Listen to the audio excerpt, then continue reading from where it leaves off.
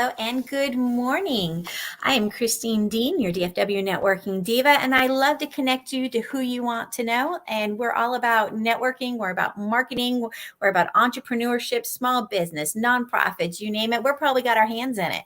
And I'm always looking for interesting people that can come on board and share with our listeners and talk a little bit about how to make life a little bit better. So automatically Steve Reed came to mind. So I'm going to introduce y'all to Steve Reed today. And we're going to talk about, are you sabotaging your relationships?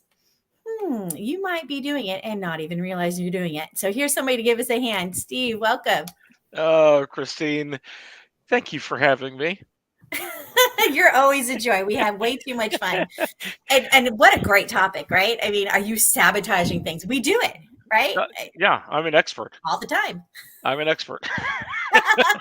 Been there, done that, and Open lost the mouth, T-shirt. insert foot. Yeah, Yeah. yeah. I lost the T-shirt in the process. So anyway, It happens, and we don't even know we're doing it. That's the scary part about it, right? Sometimes we're just so self-centered. We're like, I like things this way. This is the world that I live in. yes, And, why is not everybody cooperating and fitting into my round circle I have here? This is the way I want things. You're not exactly. cooperating. What is wrong with you?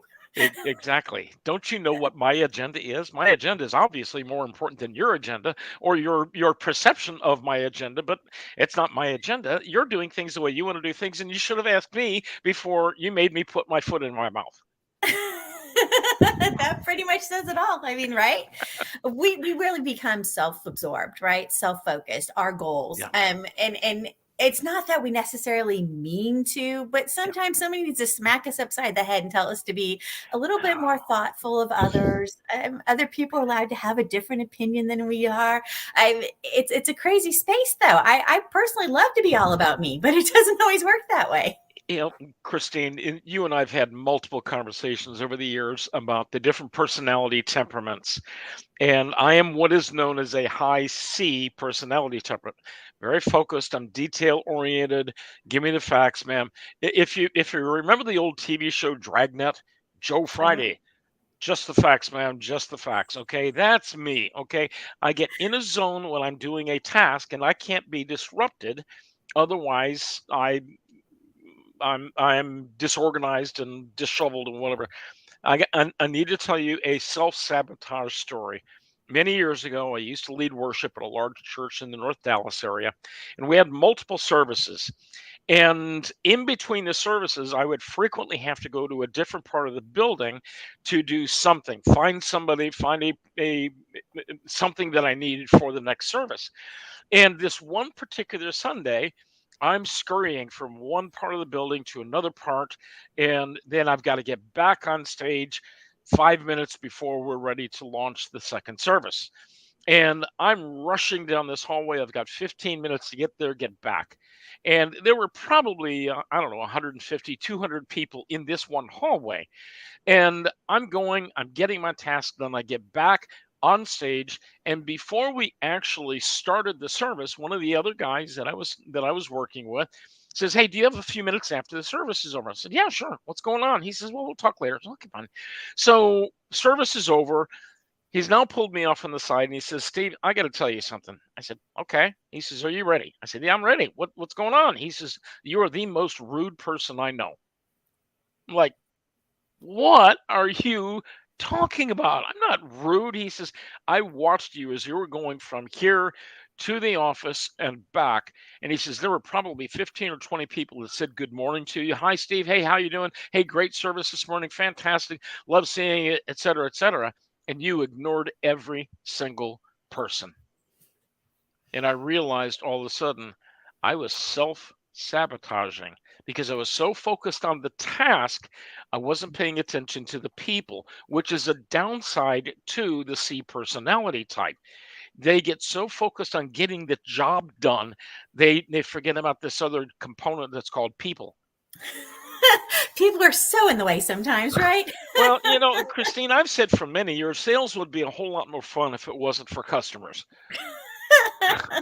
But no, Right? obviously I'm in jest with that. But I got so focused on the task that I had to do Mhm. that I shot myself in the foot and or in the mouth And it came back to bite me. Thankfully, I had a friend that noticed what was going on, and I've obviously been doing that for a long time. I didn't Mhm. realize it, but Right. thankfully somebody cared enough about me to bring it to my attention, and as a result, I changed my ways. And now Mhm. I still do it, not as bad, but I still do it. So occasionally somebody has to say, Steve, okay, don't forget about the people.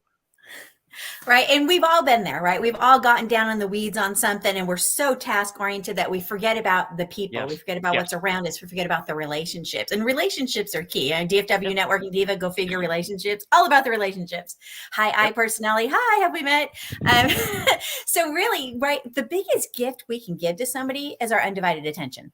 No, absolutely. And if not right at the moment, right, then it's acknowledging them at least, right, to say, hey, Yeah, you know what, I would love to talk to you in a little bit. Unfortunately, I have this task I have to complete, but you and I, we're talking soon, right? Call me yep, or whatever it is, right? yep. Book an appointment, whatever that is. It's so important because somebody needs to feel like they're important, right? Oh, Christine, you're going to appreciate this. So I work with a lot of, well, I work with a lot of executives, but I do a lot of marriage and relationship coaching as Mm-hmm. well. And 97.4% of the time, I just made that statistic up, by the way. The vast majority of the couples that I'm working with, they tell me there are three issues that they're dealing with. Number one is conflict resolution. Number two Mm-hmm. is trust. Number three is communication. And when I start my program with them, I talk specifically about your listening skills. And I've got a template that I use that I walk people through. And there are 7 keys to your listening skills. And the very first, most important one is what I call be attentive, be where you are. And no distractions, no phone, no iPad, no computer. If you have to duct tape the kids to a wall and so forth, get them out of the way, take the dog outside, let the dog play in the street, whatever. I'm kidding, obviously. But oftentimes, oh, hang on one second. Mm-hmm. Oh, I'm sorry. And I do that every time. And then I apologize. I said, guys, I wasn't looking at anything. See, the phone was black. Okay, well, now it is now. But I do that to prove my point. Mm-hmm. We don't realize how easily we can be distracted.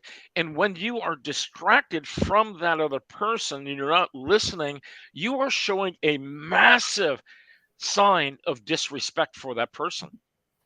And you probably never thought about that. Right. And You're so focused in what you're doing and yes, whatever it is that's distracted you, that shiny object, the phone making noise, the dog barking, whatever it is, and you're not giving your undivided attention to that person. And to you, you're just thinking, oh, right. To them, they're like, yeah, really? You couldn't even, I don't know about you. I've been out on date night before, and date night is like they're on their phone. You're like, really? Seriously? yeah, I will take that absolutely, phone. absolutely. And it's going in the toilet. So you won't use that phone anymore. Problem For solved. Yeah, for a lot of reasons. But Christine, there's another issue.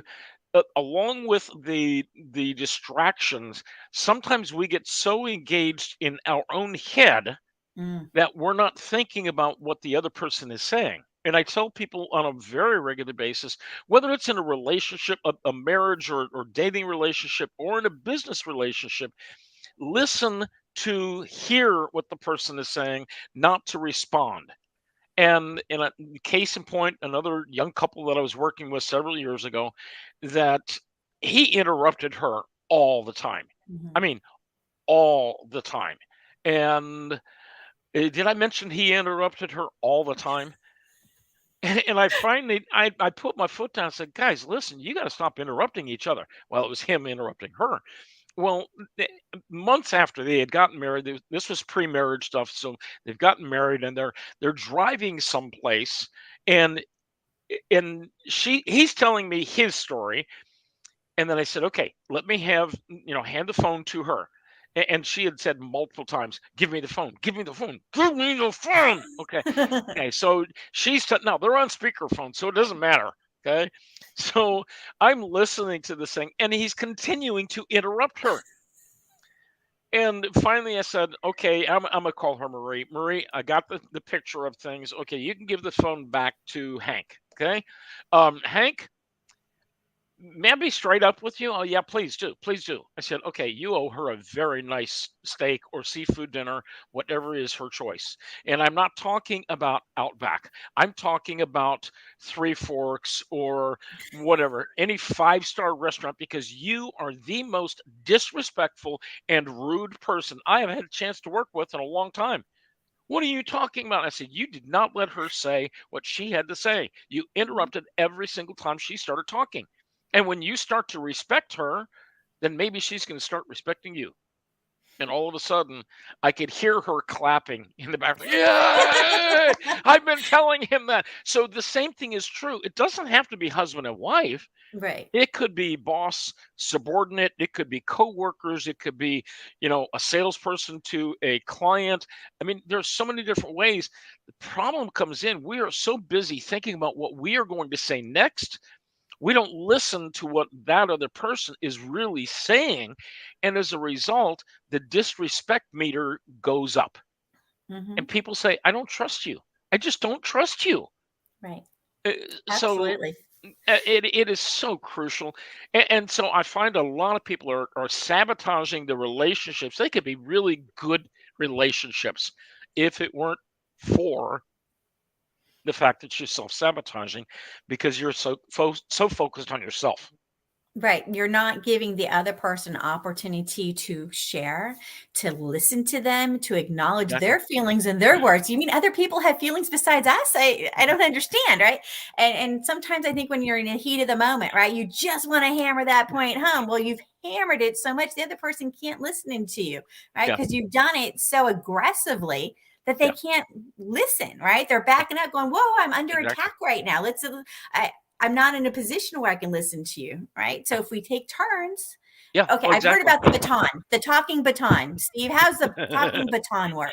Okay, talking baton is an absolutely amazing tool that I discovered about a dozen years ago. So this same couple that they're driving, and I called him out on being rude and so forth. The first time we got together, it was so funny. It was a restaurant and just a little coffee shop type restaurant, and we're having a nice conversation. Well, I got there before him and I got something to drink. And I took the little paper wrapper off the straw and I just set it over on the side of the table. He comes in, we have a nice little small talk. She comes in about 5 minutes later. Then the two of them started talking. Well, actually, she was talking and he was interrupting the whole time. And this went on. I just sat there and listened to them for about 10 minutes. Now, this is in their pre marriage coaching session so that they could actually get married in a particular church. So, anyway, so after about 10 minutes, I said, okay, I've heard enough. And they're like, what are you talking about? I said, well, okay, guys, this is a baton. And I took that flattened out piece of wrapper for that straw and I said, this is a baton. Okay. Now I'm going to use my orange cap pen. Okay. And I'm going to say, this is the baton. So whoever is speaking gets to hold the baton. In their case, it was that paper straw wrapper. Okay. So if you're holding the baton, you get to talk. If you're not holding the baton, you have to listen and you go back and forth. Everybody gets 1 to 2 minutes to talk. You talk for a minute, pass off the baton, they talk for a minute. Then you pass back and forth and back and forth. That way, everyone gets to be heard. And so they said, okay, well, we'll try that. Well, that lasted about 30 minutes with the two of them. And then he started interrupting again. I said, excuse me, Hank, but you're not holding the baton. She is holding the baton. He's like, oh my gosh, oh you're right. Oh, I'm sorry. I'm sorry.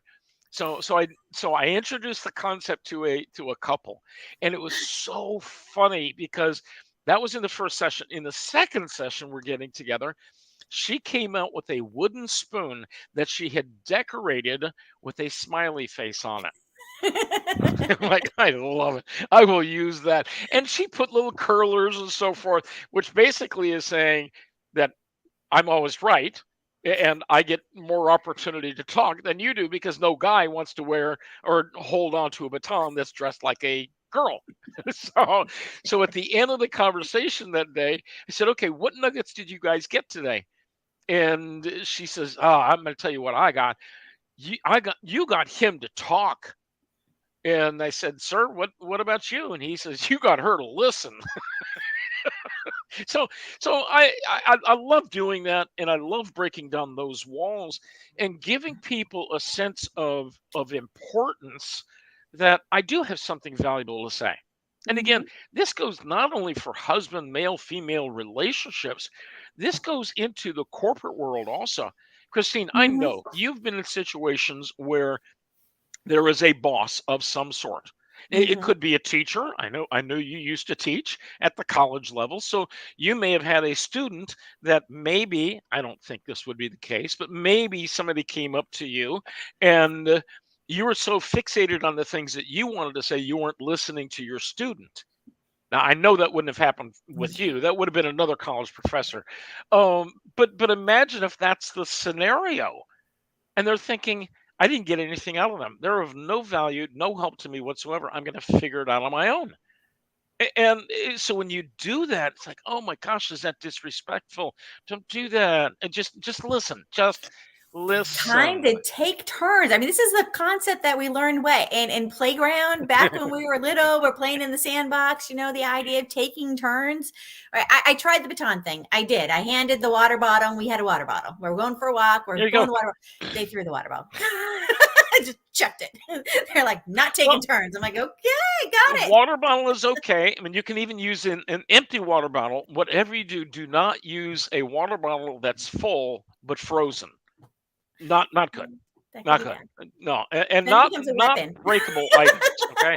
Not breakable, not the favorite, figurine that your grandmother passed down 2 generations. No, no. So What you're saying this isn't the only time you've heard of the baton being Oh, thrown? no. Oh, no, no, no, no, no. No, actually, what I tell clients most of the time, especially during warm months of the year, say go to your local dollar store, $5 store, pool supply store, or whatever, and get one of those 5-foot noodles that you would use in a swimming pool, okay? And cut it into 12 or 18-inch lengths, okay? And use that, okay? So when you do hit the other person, it won't hurt. It won't leave any scars and contusions and anything of So that what sort. I'm hearing is we get to beat them with pool noodles. Well, you That's you how you get your can turn if to you want talk, to, right? if it's justified. I can't believe you. Boom! No, don't do that. That's not okay. But the urge may be there. Okay. It's been known to happen, whether it's your partner, whether it's your boss, whether it's your kids. There's always some situation where you're like, we all need to take turns, even when Yeah. we don't want to. Yeah. It's so frustrating. Well, Christine, you bring up the whole concept of self-sabotage. Here's another self-sabotaging thing that people do. I heard Zig Ziglar, one of my heroes, many, many years ago, talk about the difference between reaction and responding. And Oh, the yeah. illustration that he gave, and I'm going to embellish it a little bit, but you go to a doctor and you've got a rash on your arm, and the doctor says, "Here, take this ointment and rub this ointment on 3 times a day, and I'll see you tomorrow." Okay, you go back in the next day, and the doctor says, "Oh, Steve, you're having a reaction to that ointment. Let's clean that up, give you a different ointment. Do the same thing, rub it on your arm 3 times a day. I'll see you tomorrow." Okay. So you do the same thing. You rub it 3 times a day. You go back in to see the doctor the next day. And the doctor says, "Oh, good. You are responding well." Okay. Now, what's the difference between the two? Reaction is typically something on a negative perspective. Responding, you've thought through the whole process. For instance, if you're coming up to an intersection and there's an 18 wheeler that's barreling through at 40 miles an hour, and they are not going to stop in time. Do you react or do you respond? Well, you typically react. You either slam on the brakes or you gun it and you get through the intersection as fast as you can. You don't sit there and you say, "Gosh, it looks an awful lot like that 18 wheeler is going to T bone me. That will probably hurt if they hit me going 40 miles an hour with their full load. Maybe I should do something." No, you react. Okay. But if you see that same scenario, but you're 50 yards away from the intersection, now you can respond properly and say, "I need to slow down. I need to stop in case that guy doesn't stop." So that's the difference. So when you're in a conversation with somebody, are you reacting to what they're saying or are you responding to what they're saying? Well, and from what I'm hearing, it sounds like reaction could also be kind of like gut instinct reaction, right? It You can don't be, yes. necessarily have any choice. It's preservation. It's like a Yes, flight or absolutely. flight kind of thing. It's kind of a, Absolutely. got to do it now, right? Yeah. Yeah, but okay, so one of my favorite authors is John Maxwell. Okay, Mhm. a great leadership coach and trainer and so forth. And he tells a story about when he was in a large church in Southern California, Skyline Church, and he was the senior pastor of the church. And he tells the story. Now, John Maxwell is a very high D in the disc profile. Okay, so he's a very strong, very assertive type of a leader. And he knows that whenever he's developing something, he's bringing out a new concept, that he has to make sure he's getting buy-in from everybody. This particular time, he didn't get buy-in. He just made three major decisions that impacted a lot of people in the church. And as a result, he alienated or broke the trust of a lot of people. He calls this the law of solid ground. The solid ground is you have to make sure that people are informed ahead of time before making that decision. So you've got to get buy-in from the other people. He didn't do that, and as a result, people, they had trust issues. Now, on the other side of the coin, though, he also talks in that chapter. He says we have to continue to making deposits into the trust bucket, so to speak. And Mhm. he says that way, if you break somebody's trust, you still have some trust things that are in there. Maybe it's a coin that you're putting in. You're gaining trust from everybody, so you just keep dropping these coins in. Okay, when you break somebody's trust, they're taking a coin out. Mhm. You got to make sure you have enough coins in there so that you have some other coins that people can fall back on. I still trust him, but we had an Mhm. issue there. Well, he had to go back and he had to apologize to all these other people that were impacted by apologizing, recognizing I made a mistake Mhm. by not informing you properly. He regained their trust.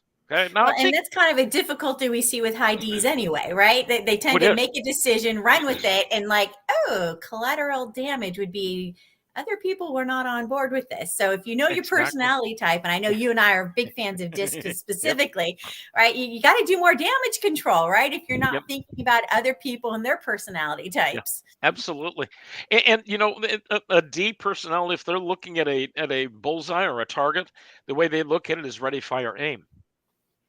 They Okay, fire before they you think got to toward a talk about that consequence. one, how this works for the DISC. This is, oh, go for it, Steve. Yeah. Well, okay. So that's the way a D looks at it. Okay. I'm going to shift gears. I'm going to skip over the I personality type. That's actually my favorite one. The S personality type looks at it and they say, ready, ready, ready, ready, ready, ready. They are so afraid that they are going to hurt somebody, make a mistake, offend somebody else. They don't want to make a decision and go forward with something. So they have to make sure everything is ready before they pull the trigger, so to speak. Sometimes they just need to take action. Okay. Then the C personality type, they're going to look at, they're going to say, ready, aim, aim, aim, aim, aim, aim. And the reason for that is they are always considering and calculating everything. They don't want to make a mistake because they don't want themselves to look bad. The S doesn't want other people to look bad. The C doesn't want themselves to look bad. So sometimes it's hard for them to make a choice and make that forward motion. Okay. Carpenters are great at being C personality types because they measure twice and cut once. You do not want a dentist that is one of the other personality types. If hey, you don't want a dentist that's going to be a D, because if they drill the wrong tooth, they'll just say, "Ah, get over it. You'll be fine tomorrow. So don't worry about it." Okay. No. Now my favorite personality type is the I personality type. I happen to be married to a high I personality type. And the way they look at that same bullseye, that same target, they look at it and they say, ready, aim. Christine, how in the world are you doing? Oh my gosh, I haven't seen you in forever. Hey, how are the kids doing? Hey, I know that youngest one of yours. Oh, they were always getting in trouble, but I know I knew you got their life. Hey, remember when we saw each other at that restaurant? And oh man, that shrimp, that was so good. And you got the lobster that was, oh man, we had so much fun. Hey, by the way, how's your sister doing? Your sister doing okay? Welcome to the high I struggle. Yes, yes. Focus, focus. My wife, I love her to death, but my wife can carry on 5 conversations in one sentence. Absolutely. And I I can't. understand it. Right. And so you sabotage yourself because you come in with you. And if you've got a particular focus, especially in the business, I have to remember, okay, I only get to do this much and now I got to transition into the business side. Because if it was up to me, I'd still be talking about how pretty your nails were. And, oh, is that new jewelry? So, I mean, I hear you. It's Yeah. rough. Well, okay. So one of the guys, when I first started doing that, 20 years ago, I was doing a lot of corporate trainings on the DISC personality programs, and I still do that. But I was doing it with a partner at the time. He's a very high D with a lot of I. I'm a very high C with a lot of S. And we had these running jokes that we would say to each other, and he would frequently say, "Steve, you need to raise your D and lower your C." And my response would frequently be something like, "Russ, you need to take your D out of an orifice and move on because that's who I am." And so it was that running thing. So when we would do our trainings, he would always talk about the D's and the I's. And then I'd come up and I'd say, okay, now that you've got a total mess going on, I'm going to clean it up with my C and S presentations. And everybody would die laughing. But we would banter back and forth like that all the time because we knew each other's personality temperaments and we could feed off of each other's temperaments. Now, when you know your temperament and you know the other person's temperament that you're engaging with, then you can feed off the people properly. And you don't sabotage the relationships because I know there are times, Suzanne, do me a favor, time out. Let's just deal with this one thing. Or sometimes I just have to sit there and listen to what she's saying and agree with what she's saying and then say, okay, what time does the party start? Do I get party favors? Do I get to wear a cute little hat? Do I get a mask? What am I doing? Are there streamers involved? What do I have to do to prepare for this party? And she says, just deal with it. Just come along with me. And I'm like, okay. So I hold on to her coattails while she takes me to the party, wherever it is. So, but I've learned how to do that over the years. And when you learn the other temperaments, then you can adapt to where they are instead of you forcing them to adapt to what you are. And Well, it and is just being critical. aware that there are Yes. other temperaments besides you, right? The world doesn't always revolve around me. I like it when it does, but it doesn't always work that way, Oh, right? that is So so being true. aware of other people's perspectives, right? And Yeah, we talk about exactly. communication, the importance and Exactly. giving people attention, and everybody's looking at that same situation from different eyes, Yeah. right? And so what's disrespectful to one isn't to another. And so then sometimes the whole miscommunication, hot mess is Yes. absolutely Absolutely. insane. Absolutely. I So, know when I was oh, teaching man. communication courses in college, we talk about simple things with interpersonal communication, and we'd Mhm. focus on dual perspective, right? And you'd be amazed how difficult that can be for some people. No, I'm not. Not amazed at all. Our audience may be amazed, but I'm not surprised at all. I've got a couple that I was working with a while back. He is retired from a police department, and she has just recently retired from that same police department. And and he's a very high D, she is a very high S. So he's in charge, he's running, charging forward, et cetera, et cetera.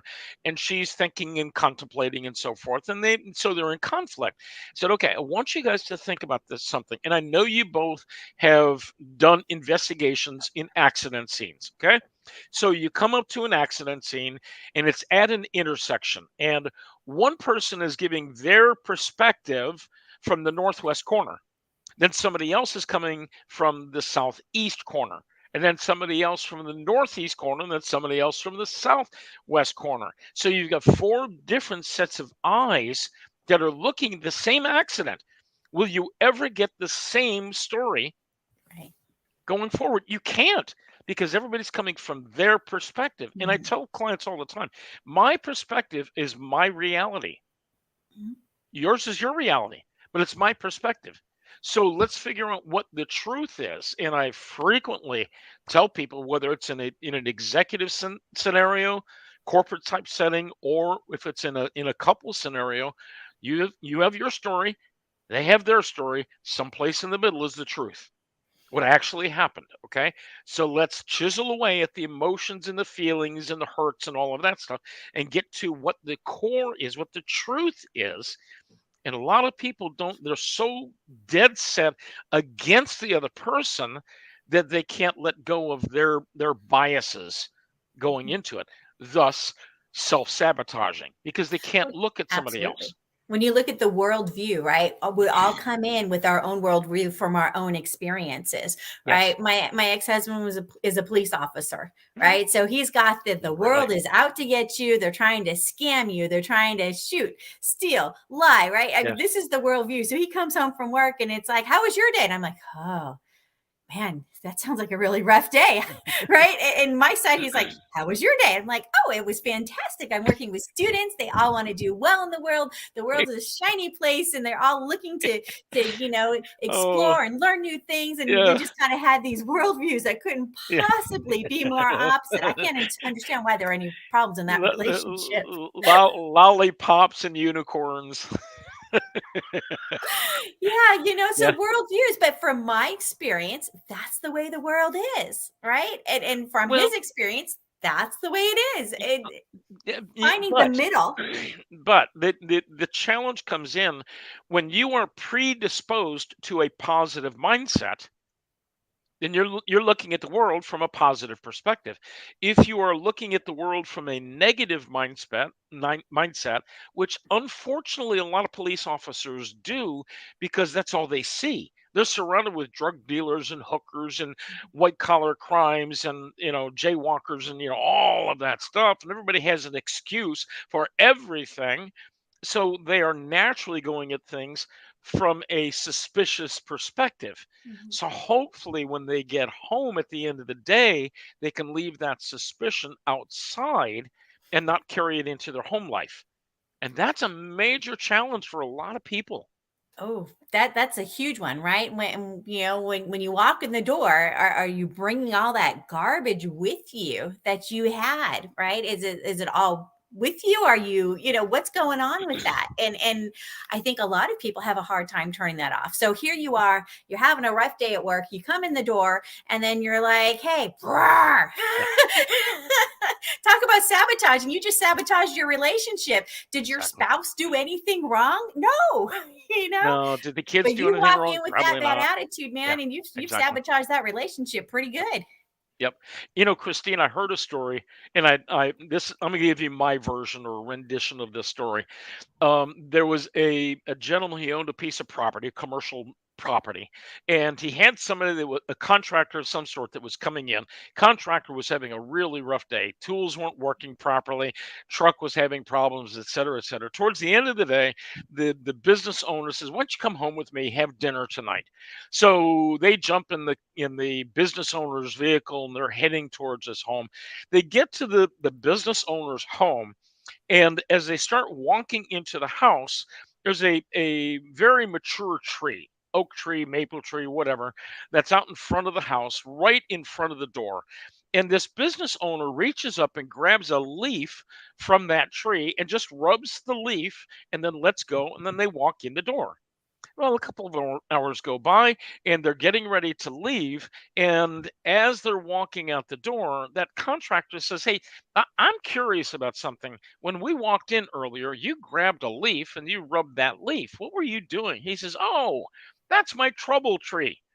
He says, "What do you mean your trouble tree?" He says, "Well, every time I come home, I want to leave my troubles outside. So I always hang my troubles on this tree.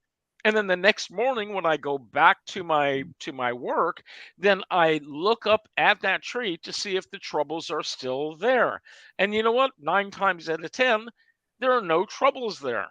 So I don't have to take them off the tree because they weren't really big deals in the first place." So I was working with a couple many months ago. Of course, we're coming out of the COVID stuff and so forth. And this one gentleman was forced to work from home. So he's got a spare bedroom. He set up an office in the bedroom. And his routine was when he would leave his office at the end of the day, he just opened the door and he's out with the family. I mean, 5 steps and now he's in the family room. Well, I suggested, why don't you go to, Michael's or Walmart or Hobby Lobby or whatever and get yourself a box. I like the idea of a treasure chest because I know you can get them cheap at Hobby Lobby. And you have that treasure chest on a little pedestal, a little table right there at the door. And at the end of the day, you take all of your troubles, your problems, your conflicts, everything, you put it in that box, then you close the lid on that box or that treasure chest, then you open your door, you walk outside, and you close the door behind you. And that way you leave all of your problems, all of the conflicts behind you in your office. So we did that. And after a couple of weeks, I said, how are you doing with your trouble box? And I asked him, and he says, well, it's working pretty well. And I looked at his wife and said, how's he doing with his trouble box? And she said, amazing. The tone in our home is 1,000 times better because dad was no longer bringing his junk with him. How often do we do that? We're sabotaging relationships. Now, the same is true if you've got problems at home. You're likely to take those things into the office or Mhm. onto the job site, whatever. So you got to make sure that you deal with your troubles and your problems where they are and not carry them from one place to the next.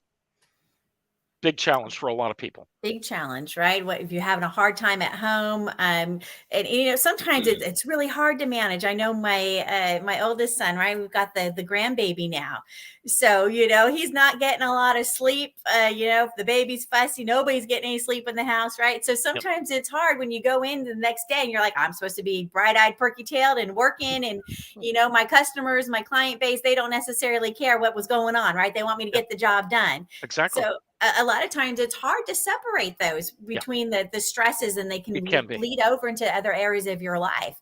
Um, so that kind of leads me to the idea that I know you're big on is balance. Trying to find that balance in your life, right? Keeping it, troubles where they're supposed to be, and kind of having a balanced life so that you're not feeling overwhelmed all the Yeah, time. exactly. Exactly. Christine, probably one of the biggest tools that I use. I'm a licensed coach with the Ziegler organization, and we talk a lot about balance. And Mr. Ziegler, many years ago, came out with the idea of the wheel of life. And in that wheel of life, there are 7 spokes. It's kind of like an old stagecoach wheel. And in those 7 spokes are the different areas of our life, and everything falls into one of these 7 spokes. It's your mindset or your mental spoke, your spiritual spoke, your physical spoke, family, financial, career, and then finally is your personal spoke. And I have clients go through this. I've got an assessment tool that they use, and they fill out where they are in each of those different areas and each of those spokes. And then I have them connect the dots. And financially, they may be doing extremely well, but their home life is suffering. Or physically, maybe they're doing extremely well, but financially they're struggling. So what we have to do is let's do that assessment, figure out where they are so that we can now start working on those areas that are weak points. So you may be a 7 or 8 in one of those spokes, but you're only a 4 in something else. And if you look at it that way, it's kind of like you're driving down the road and you've got 2 bald spots or bulging spots on your wheel. And that's not a very comfortable ride. Now, will you ever have perfect balance? No, it's not possible. But if you continue to improve in all 7 of these different areas, then you're going to become more balanced in all of them. And the way we talk about getting in balance is replacing bad habits with good habits. Now, my friend Tom Ziegler, proud son of Zig Ziglar, says that the fastest way to success is to replace bad habits with good habits. So that could be something simple, like if you're looking at a physical thing, how much Coke are you drinking on a daily basis? Oh, Christine, you are my hero. Look at you. There it is. Look at you. I just say the word and there it appears. Okay. So if you're drinking, let's say you're drinking 3 bottles of Coke, 20-ounce bottles of Coke every day. Do you realize that each of those bottles of Coke has as much as 10 teaspoons of sugar? Replace that with, and I'm not suggesting all three, replace one of those bottles with water. Okay. Now you've just saved yourself. There you go. There you've saved yourself 10 teaspoons of sugar. At the end of the year, if you manage to eliminate all of that, you will save over 10 pounds of sugar, and you'll probably lose some weight in the process. So when you focus on the wheel and make sure that you're improving in all 7 of these areas, it's amazing how much better life is and how much better that wheel turns. But if you're focused on the wrong things, you know, eh, that becomes a problem. I'll give you a case in point. Um, I am not opposed to physical exercise. I think physical exercise is a must. We've even got a spoke for the physical. That includes exercise, food, what you're eating, and your sleep habits. Okay, but let's say it's the exercise. Well, maybe you go to the gym 6 days a week, and you're at the gym for 4 hours at a time. That may be a little excessive unless you're in competitions for doing something. Okay, and you're trying to get that, and that's your world, that's your work. But the problem comes in if you're at the gym 7 or 6 nights a week instead of spending time with your family, you're out of balance. Or if you're going to the gym instead of going to work, you're out of balance. Okay. The same thing is true. If you're spending all your time with your family and you're not doing the work that you're supposed to do, that can be a problem also. So when everybody started working from home 2.5 years ago, there were a lot of people that couldn't make the transition because now they're working from home and the kids are running around the house screaming and mom is not happy. So you're trying to deal with all of that stuff. So you're out of balance. So you got to figure out ways to get into balance in each of those different spokes. And so we've got a way of helping people get into balance with all those things. Christine, thank you for showing that. You're so good. You are so good. I think it's important, right? And we all get out of balance. And sometimes there's a season for it. With my honey bunny being a CPA, there's the season of out of balance. It's a whole couple Oh of yeah, months, right? yeah, We happen to be in one of those little mini seasons right now till the October 15th deadline. So we're out of exactly, balance right now, right? So exactly. is that 12-hour days, 15-hour days, Right. and longer, right? Well, but Christine, you know what's coming. He knows what's coming. So you can anticipate. So you know that, okay, come October 16th, we have a life again. And you can enjoy, you can breathe, and you can take the little mini trips and so forth. So you can do that. The same thing when April 15th comes around or the 18th or whatever it is every year. You know that up to that last 60 days prior to, that you're not going to see him and Right. and you guys you can adapt to that. And you Uh, have an opportunity to look at the wheel and see where your partner's going to be out of balance, and maybe helping them with that wouldn't be a yes, bad thing, right? So I yeah, know he's stuck at his desk. So he likes once in a while if I bring him dinner, right? This way he doesn't have to there worry you go. about going out, eating something unhealthy, right? There's probably ways you can help balance out those folks. It's not your Absolutely. responsibility. Everybody's in charge of their own wheel. Right. But it's nice to be able to lend a hand with that with your partner sometimes. Oh, absolutely. And that's where the team is really critically important and people working as a team. And again, whether it's a corporate type scenario or a couple and they're dealing with things trying to stay in balance, when you're focused on what the other person's needs are, then you can stay in balance more than when you're not focusing on what the other person's needs are. If it's all about me, then you're going to be out of balance the whole time. Um, I work with a lot of people on the difference between being self centered and selfish. What do you think the difference is between those two? Sometimes I think we get them mixed up. You better give us a hand, Steve. Well, okay, self centered, it's all about me. I'm the king of the world. You have to focus on pleasing me in everything that you do. Okay, that's being self centered. Hey, it's all about me. Okay, my needs, my desires, my wants, etc. But on the other side of the coin, there are times that we have to be selfish. Okay, I'll give you a case in point.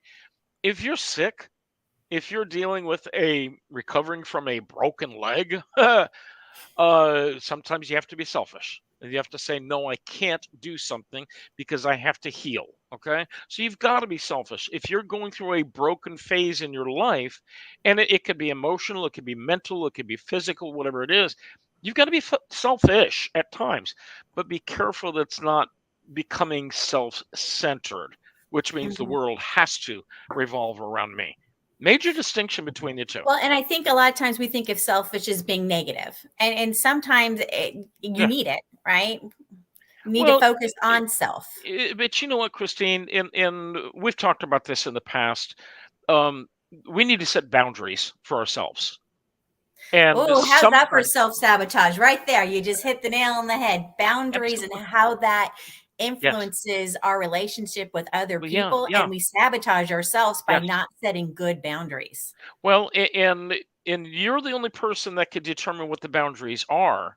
Mhm. But one of the challenges that comes in a lot of times, an S personality type has a really tough time with boundaries because they always want to please everybody. And I has a tough time oftentimes with boundaries because they want to make sure everybody's happy, everybody's having fun.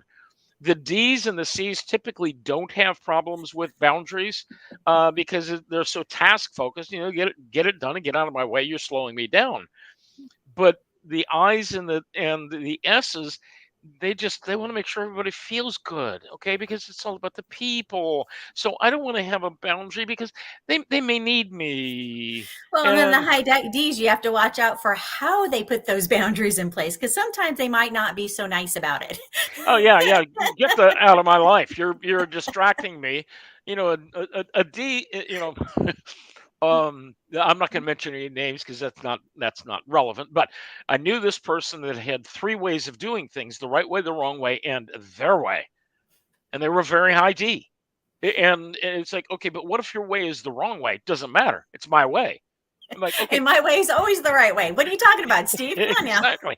And then the C's and the S's have to come back and clean up the mess after the D leaves all that collateral damage along the way. So sometimes we have to stop and think about the boundaries that we're setting. Now, boundaries are critical for us. If you're in an abusive relationship, and I don't mean just a dating or marriage relationship. I mean in a work relationship. Mhm. If you're in a work relationship and that boss is crossing your boundaries, then that's a problem. So you as the employee need to set the boundary. The same thing is true with the employer or the boss. You've got to Mhm. set boundaries. I'll give you a case in point. Many years ago, I had an office in North Dallas and I had a large sales organization that I was overseeing. And there was a guy who was not in my sales organization. Okay. I'm having a private conversation with one of the guys that is in my organization. And a guy comes up to my door, which is closed, and starts knocking on the door. And I said, I'm in a meeting. A minute later, he knocks again. I'm in a meeting. And a couple minutes later, he opens the door. And I said, what part of I'm in a meeting do you not understand? He says, well, I've just got a real quick question. I said, I've got a real quick answer. Close the door and leave. Real simple. I had to set a boundary and I Mhm. had to get up and lock the door so he didn't bother me anymore. So he didn't interrupt my conversation. Now, Mhm. would I have addressed his conversation in 30 minutes? Absolutely.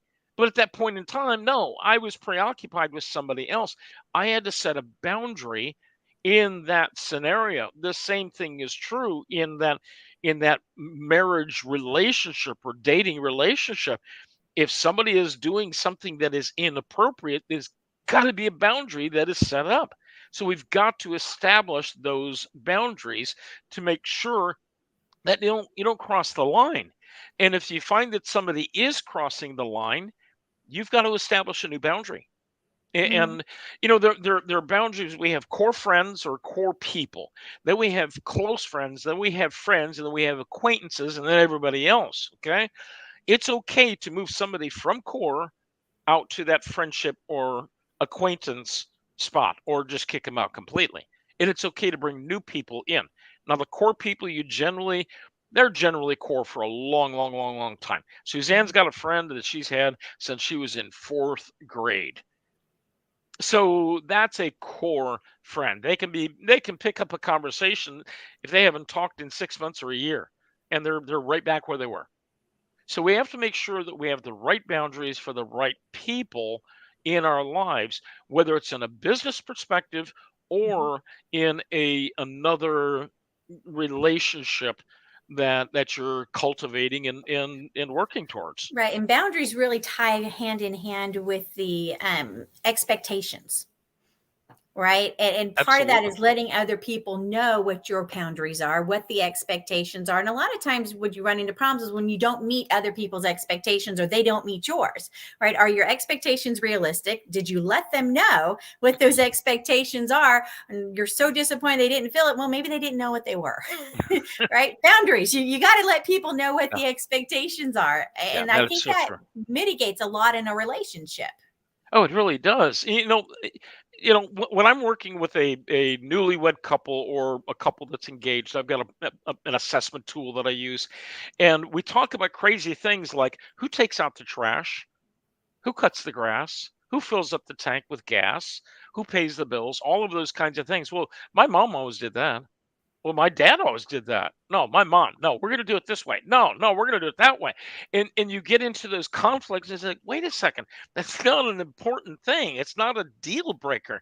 So stop doing that. Don't do that. Okay, work through those things before you take that proverbial nesty plunge and get married, so you know what the expectations are. And a lot of couples don't. They don't stop and think about that sort of thing. The same thing is true in the corporate environment. Well, boss, what are your expectations for Mhm. me? Boss says, here are my expectations. What are your expectations for me? What are you looking for in a boss relationship? What do you need? Well, I need somebody that's going to support me, that's going to encourage me, that's going to give me the right tools that I need to perform my job well. And the boss says, I'm expecting somebody that's going to meet their quota, that's going to show up on time, that's going to take care of customer needs, et cetera, et cetera. These are my expectations. How you get those things done, I don't care.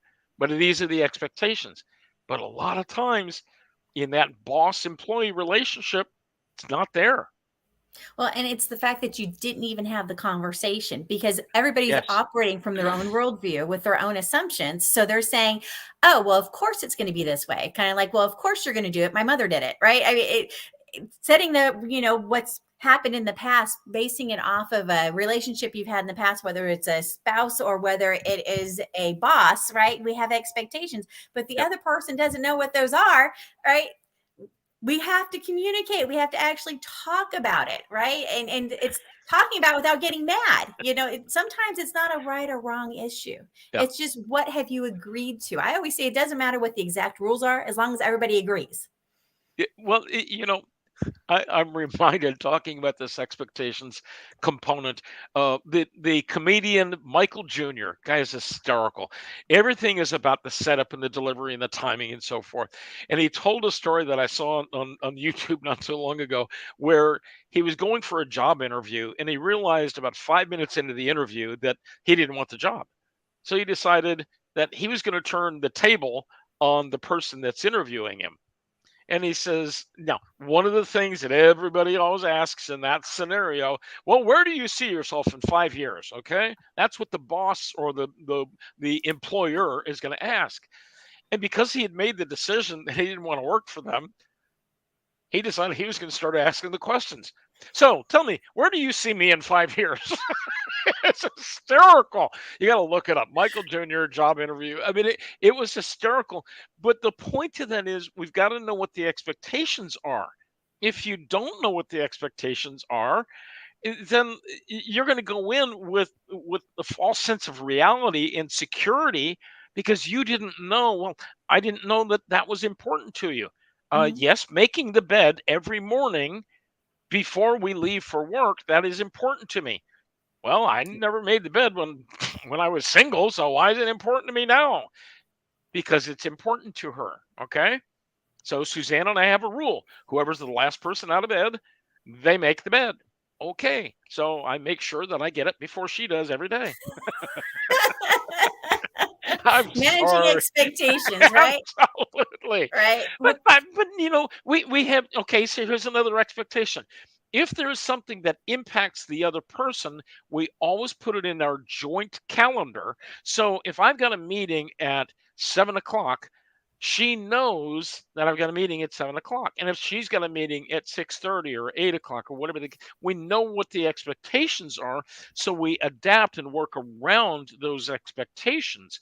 But if you don't know what the expectation is, then you're going to step on each other's toes. That's why that boundary thing is so critical. We Mhm. have to know what the expectation is, what the person is anticipating going forward. And when you know what the expectations are, there's so much more peace and harmony in the world. So much better. Oh, absolutely. And I think really we've talked a lot about how to sabotage your relationships, whether it's at home, at work, whatever it is with your friends. There's so many different ways to do it. And we don't even realize that we're doing it. Right. Yeah. So if we're struggling and we're like, man, I'm on the struggle bus, people, I'm not getting along with them like the way I want to. I'm not feeling Yeah. like I'm balanced in my life. I feel like there's a little bit more arguments and strife going Yeah. on. Do you have things to help with this? Do I have things to help Do with you have that? things to help with this? Is water wet? Is ice cold? Is the Pope Catholic? Does a wild bear, Maybe you the should tell us a little bit how I've we got can get a little bit I've more got balance tools. in our life and help with our boundaries and help with our expectations of other people. Well, How does this work? when I'm working with couples, and I've got different programs that I work with people on. If I'm working with couples, I've got a specific formula that I use. I've been through a lot of marriage programs, a lot of marriage conferences and seminars. I've got a lot of continuing education in marriages, relationships, et cetera, et cetera.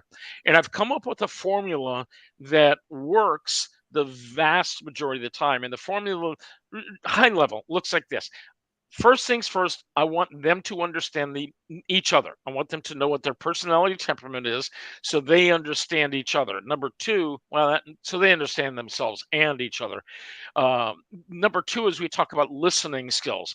We already talked about that a minute ago. Be attentive, be where you are, etc. No distraction. But there are other things, other tools that I use in helping people communicate better. Then we talk about the five love languages. Gary Chapman, Dr. Gary Chapman came out with that book 25 or so years ago. It is a masterpiece in helping people know the value of who they are and what is important, what fills their love tank. And then we talk about the differences between men and women. I don't care what they say in the news media, there are differences between men and women. So we talk about that. We talk about conflict resolution. We talk a lot about triggers.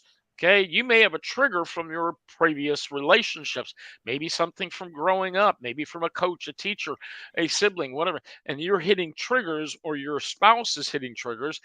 We got to deal with those triggers and how to deal with those triggers. Okay, that's on the personal level. We do deal with a lot of those types of things, and I help people get through some of the emotional blockades that they've developed over the years. On the executive side of things, we talk a lot about balance between their business world, their personal world, all of those sorts of things. And I've got a 12-week program that I take people through. It's through the Ziegler organization. I call it becoming the best you. And we look at all of those self-sabotaging things that we've put in place, and how do we eliminate the negative or the bad habits. And when we're done, all of a sudden you've got a totally different perspective on who you are, and you're really starting to gain momentum to get the balance that you need in life, but really start achieving the goals and getting the things that you've been striving for on a day in and day out basis. We talk a lot about goal setting. We talk a lot about mindset. My objective and kind of my phrase that I use is I want to bring light and hope so you have a more victorious life, whether that's in your work life or in your personal life. I want everybody to have a more victorious life as much as is possible. I love it. So, for those that are listening and not seeing, and we've had your website and your emails scrolling across the screen. But for those that are listening to this on a podcast, how should they reach out to you, Steve? Well, my email address is info, at Stephen Reed Ministries, STEPHENREED, ministries.com. I have another website. Actually, that's my email address. The website obviously is stephenreedministries.com. And I have another website that's actually a course website that I'm in the process of building right now. I've got 5 courses that are in process, one that's already launched. And that website is Stephen Reed Coaching.solutions. Again, Stephen is STEPHEN, Reed REED, coaching.solutions. Not .com, not .net, Stephen Reed Coaching.solutions. And so I've got several courses that are in the process right now that we're videotaping and going through all of the foundational things for that. But those will be things that will be evergreen types of programs. But reach out to me via email. That's by far the best way for you to get in touch with me. Info at StephenReedMinistries.com. Awesome. Thank you so much for coming on and talking today, Steve. I really appreciate it. You and I always have lively conversations with my Absolutely. background in communications and yours and all this woo woo Absolutely. woo stuff. Yeah, but Christine, your background in being the DFW Networking Diva. You have been such an amazing help to me in my social media things and courses and so forth. And for our listening and viewing audience, I would not have these courses in the process if it was not for the diva herself, because she kept telling me, you need to have courses up there. Yeah, fine, whatever. And I finally bought into her program a while back. So I'm getting there. Thank you, You're Diva. getting there. It's a teamwork thing, and It that's is. really what DFW Networking Diva is about, right? It's about working together and Yes. helping each other out. I love working with mission-driven people and organizations. You would be a stellar example of what that means, along with some of the Yeah, nonprofits that I work with. And we really want to come together as a community, right? absolutely. So DFW Networking Absolutely. Diva is really about coming together as a community, helping each other, helping entrepreneurs thrive, helping individuals thrive, and just working together, marketing, business Perfect. strategy, all that kind of stuff. So I love my network. If anybody out there is thinking they know somebody I should meet that needs to be spotlighted on this show and come hang out with us, Yes. let me know, reach out. So I'm Diva at dfwnetworkingdiva.com. I'm Christine Deane. Thank you so much, Steve Reed, for coming and playing with us today. Thanks, Christine. Have a And we'll blessed see day. you next time. I'm sure you're going to be back. I'll be back. Thanks.